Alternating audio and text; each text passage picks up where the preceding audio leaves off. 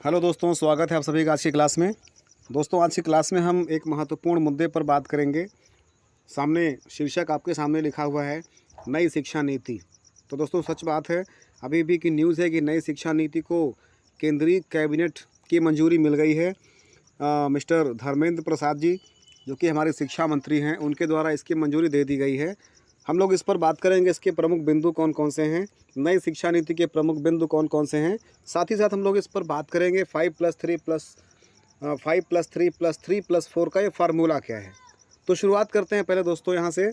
भारत सरकार द्वारा प्रस्तावित केंद्रीय सरकार की कैबिनेट की स्वीकृति के बाद 36 साल बाद देश में नई शिक्षा नीति लागू हो गई है।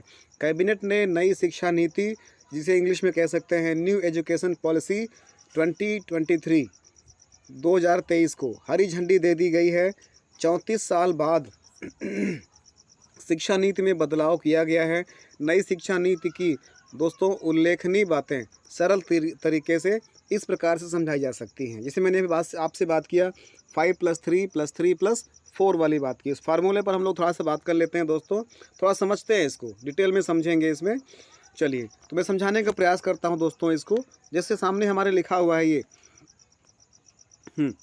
ये 5 इयर्स फंडामेंटल्स। पहले हम लोग मौलिक या जो मूलभूत शिक्षा है, जिसको हम लोग प्राइमरी एजुकेशन कहते हैं, ये 5 साल की निर्धारित की गई है दोस्तों। किस प्रकार से है?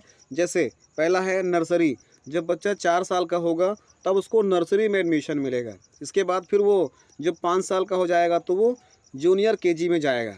फिर इसी प्रकार से जैसे सीनियर केजी है, फिर स्टैंडर्ड 1 और स्टैंडर्ड 2। तो इस प्रकार से अगर कहा जाए दोस्तों, तो जब बच्चा 4 साल का होगा तब उसका नर्सरी में एडमिशन हो जाएगा। 3 साल तक वो नॉर्मली, या 3 साल से थोड़ा अधिक तक वो अपने फैमिली में और ये फैमिली एजुकेशन लेगा, है ना। माता पिता और जो घर में मेंबर्स हैं, सोसाइटी, थोड़ा बहुत सोसाइटी क्या जो उसके आसपास प्ले चिल्ड्रंस हैं, उनसे हेल्प लेगा। साथ ही साथ अगर हम लोग बात करें 4 साल का होगा तो उसका नर्सरी में एडमिशन हो जाएगा।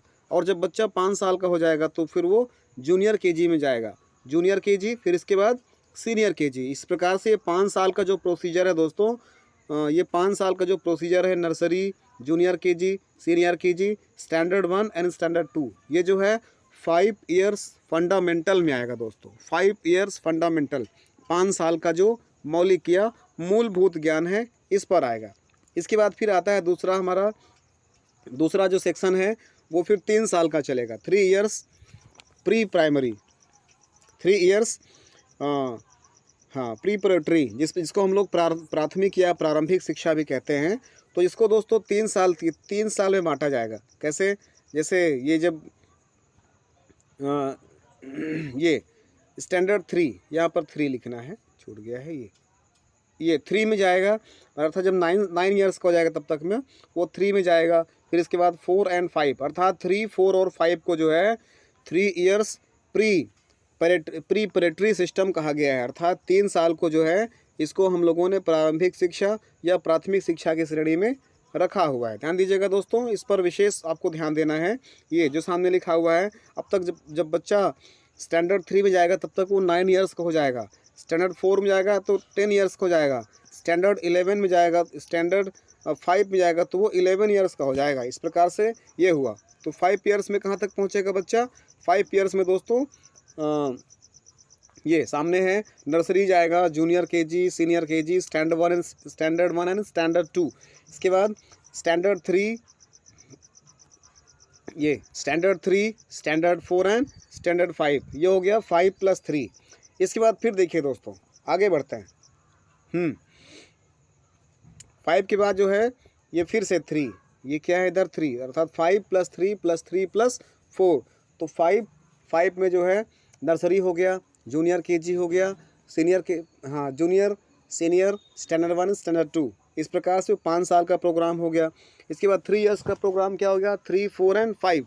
इसके बाद फिर +3 चलेगा। ये जो मिडिल वाला है, मिडिल माध्यमिक जो मिडिल का चलेगा, वो 6, 7 एंड 8 के लिए होगा दोस्तों।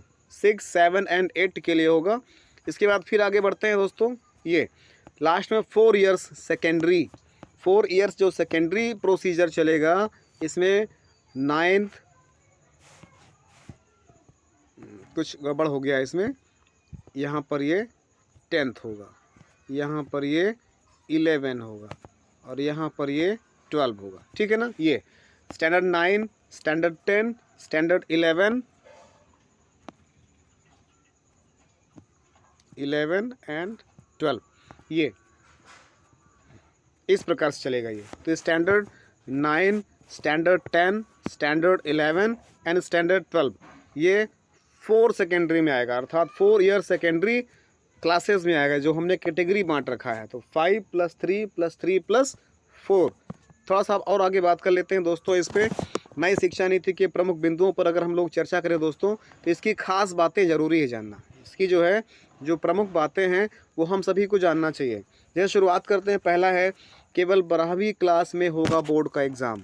याद रखिएगा, पहला पॉइंट होगा हमारा जो खास बातें हैं इस नई शिक्षा नीति के, जो कि अभी भी हमको मतलब इम्प्लीमेंट करने के लिए प्रस्तावित हो गया है, प्रस्ताव पारित भी हो चुका है। केवल 12वीं क्लास में बोर्ड का एग्ज़ाम होना है। एमफिल बंद हो जाएगा। कॉलेज की डिग्री 4 इयर्स की हो जाएगी दोस्तों, और हर साल आपको डिप्लोमा मिलेगा। पहले साल डिप्लोमा, दूसरे साल डिप्लोमा, तीसरे साल डिग्री, इस प्रकार से जो उसका जो क्रेडिट होगा उसके अकॉर्डिंग उसको सेट किया जाएगा। तो कॉलेज की डिग्री 4 साल की हो जाएगी।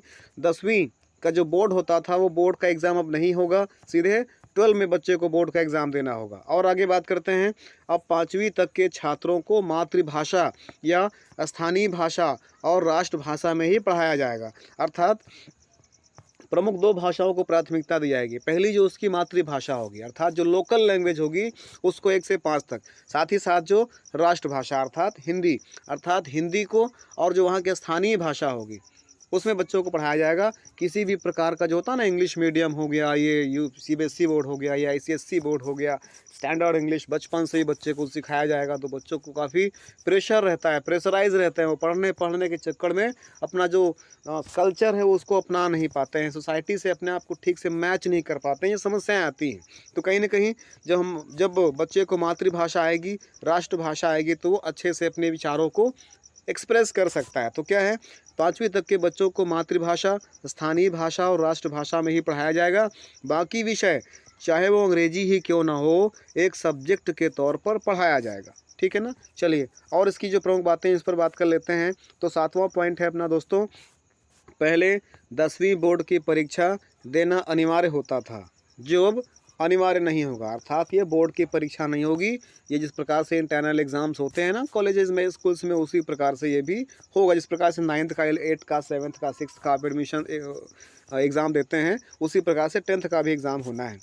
8 नंबर का पॉइंट है दोस्तों, 9वीं से 12वीं क्लास तक सेमेस्टर में परीक्षाएं होंगी। स्कूली शिक्षा को 5 + 3 + 4 के फार्मूले के तहत पढ़ाया जाएगा। जैसे हमने भी बात किया, 5 का मतलब क्या हुआ बेटा दोस्तों, 5 का मतलब हो गया अपना नर्सरी,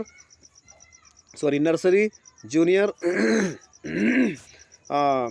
जूनियर, इसके बाद फिर सीनियर, फिर फर्स्ट एंड सेकंड, इस प्रकार से, है ना। आगे बढ़ते हैं। 9 नंबर का पॉइंट है, वहीं कॉलेज की डिग्री 3 और 4 साल की होगी दोस्तों, यानी कि ग्रेजुएशन के पहले साल पर सर्टिफिकेट मिलेगा, दूसरे साल पर डिप्लोमा मिलेगा, और तीसरे साल जाकर के डिग्री कंप्लीट होगी। मीन्स टू से दैट, अगर किसी ने 1 साल पढ़ करके अपनी पढ़ाई को रोक दिया है, मान लिया बीए कर रहा है, बीएससी कर रहा है, बीकॉम कर रहा है, या फिर जो भी वो कोर्स कर रहा है, अगर 1 साल करके उसने पढ़ाई रोक दिया है, तो उसका सर्टिफिकेट मान्य होगा। किस रूप में होगा? वो एक सर्टिफिकेट माना जाएगा वो। लेकिन अगर उसने 2 साल पढ़ाई पूरी कर ली तो वो एक डिप्लोमा बन जाएगा, और अगर वो 3 साल का कोर्स है, तीनों साल पूरा कर लेता है, तो वो डिग्री मानी जाएगी दोस्तों। आगे बढ़ते हैं। अच्छा चलिए, 10 नंबर का पॉइंट है, 3 साल की डिग्री उन छात्रों के लिए है जिन्हें हायर एजुकेशन नहीं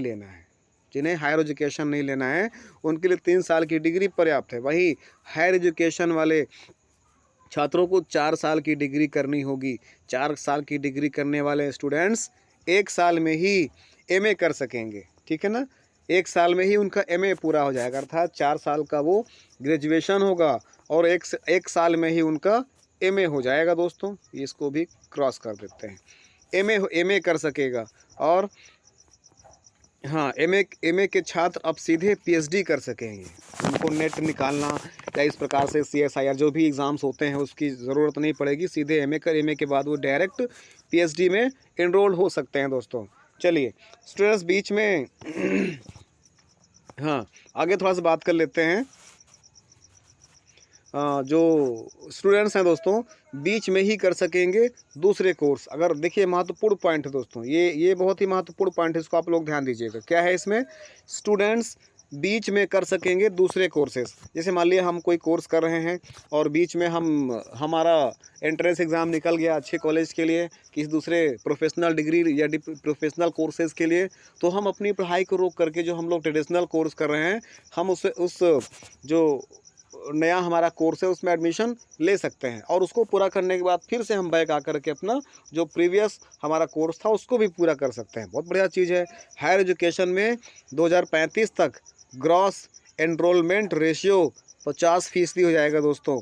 वहीं नई शिक्षा नीति के तहत कोई छात्र एक कोर्स के बीच में अगर कोई दूसरा कोर्स करना चाहे तो पहले कोर्स से सीमित समय के लिए ब्रेक लेकर वह दूसरा कोर्स भी कर सकता है। जैसे हमने भी आपको बताया, हायर एजुकेशन में भी नए सुधार किए गए हैं। सुधारों में ग्रेडेड एकेडमिक, एडमिनिस्ट्रेटिव और फाइनेंशियल ऑटोनॉमी आदि शामिल किया गया है दोस्तों। इसके अलावा क्षेत्रीय भाषाओं में ई कोर्स शुरू किया जाएगा। वर्चुअल लैब्स विकसित किए जाएंगे। एक national education scientific forum NETF शुरू किया जाएगा। बता दें कि देश में 45,000 कॉलेज हैं। बहुत बड़ी चीज़ है। देश में लगभग 45,000 कॉलेज हैं दोस्तों। सरकारी, निजी, डीम्स सभी संस्थाओं के लिए ये जो नई शिक्षा नीति है सबके लिए समान रहेगी, और इस नई शिक्षा नीति को सबको अमल करना पड़ेगा, सबको फॉलो करना पड़ेगा। तो दोस्तों ये थी नई शिक्षा नीति, और 5+3+3+4 का फार्मूला उसको हमने डिटेल में समझा। साथ ही नई शिक्षा नीति के प्रमुख बिंदुओं पर हमने मुख्य रूप से चर्चा किया। तो दोस्तों मिलते हैं इसी प्रकार के अन्य महत्वपूर्ण जानकारी के लिए अगली क्लास में। तब तक के लिए thanks for watching the video. जय हिंद, वंदे मातरम।